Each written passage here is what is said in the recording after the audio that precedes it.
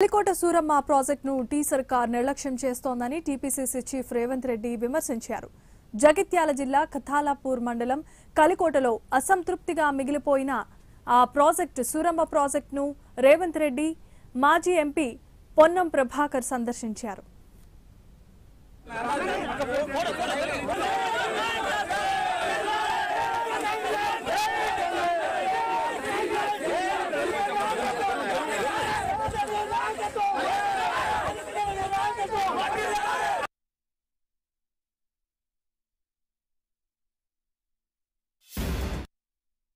ఇది ఎత్తైన ప్రాంతము.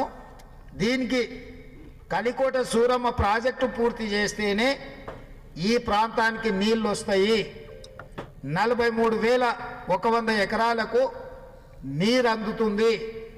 అదేవిధంగా ఈ ప్రాంతంలో గ్రౌండ్ వాటర్ పెరిగి ప్రాజెక్టు పూర్తయితే బోర్ల కింద వ్యవసాయం చేసుకున్న వాళ్ళకు కూడా ఉపయోగపడుతుంది. ఈ మాత్రం జ్ఞానం లేని, అవగాహన లేని రాష్ట్రానికి ముఖ్యమంత్రి, ఆయననే సాగునీటి పారుదల శాఖ మంత్రి. 2018లో సాగునీటి పారుదల శాఖ మంత్రి ఉన్న హరీష్ రావు గారు శిలాఫలకం వేసినాక ఆయన ఉద్యోగం ఊసిపోయింది. ఆ శాఖ ఆయన దగ్గర లేదు పెట్టుకుంటు.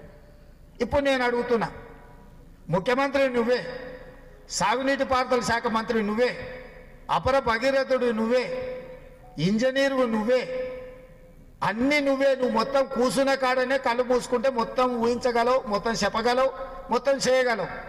ఇట్లాంటి బుర్రకథలు చెప్పి టీఆర్ఎస్